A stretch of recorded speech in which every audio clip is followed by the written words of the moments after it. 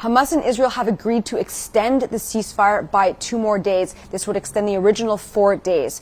What this would look like would be 2 more days with no fighting and 20 more hostages released, 10 hostages per day of ceasefire. Qatar announced this on Monday. Now, on Monday was the final batch of the original agreement where 11 hostages were released into Israel. They are receiving medical attention, according to Israel's military. The majority of those released on Monday were children. But there are still an estimated 175 hostages believed to be in Gaza. It's unclear when they are going to get out.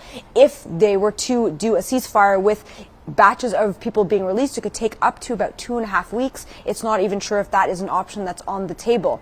A lot of the people in Gaza are soldiers that have been abducted, and it's likely that the militants would want a different kind of agreement in order for them to get out. Now, conflict analysts I have spoken to have said that Hamas is likely agreeing to this extension because it gains them favor with the Palestinians in Gaza, who are happy about this truce and no fighting. It also allows more aid to get into Gaza, which has been greatly needed.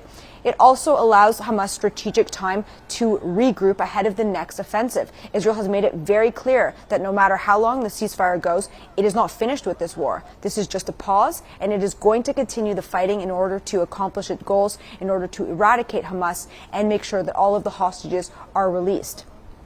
Also on Monday, the Palestinian Red Crescent put out a statement saying that it was very concerned about the fate of several doctors, the head of the Khan Yunis hospital, the head of the Al-Shifa hospital, and 2 other medical doctors who they say were detained by Israel during its offensive at the end of November. Now, Israel said that it did take the head of the Al-Shifa hospital in for questioning. They said they did that because they consider the hospital to be a command and control center for Hamas, and they said he was in charge while it was being used as a center. Now, so far, Israel hasn't produced any definitive evidence to show that the hospital was being used as a command center. Now, while the Red Crescent was raising concerns about this, the people in Gaza right now, the Palestinians, have been using this 4-day pause to check on their houses, much of which has been reduced to rubble because of weeks of airstrikes. They've been looking for loved ones, many people that they haven't known if they're alive or dead, and are trapped underneath the rubble. And they've also been trying to get the humanitarian assistance that has been coming in. Food, water, cooking oil, fuel, which hasn't really come into Gaza at all since the beginning of the war. Also on Monday, billionaire Elon Musk visited Israel. He toured some of the kibbutzim. His platform X, formerly known as Twitter, has come under fire for being anti-Semitic.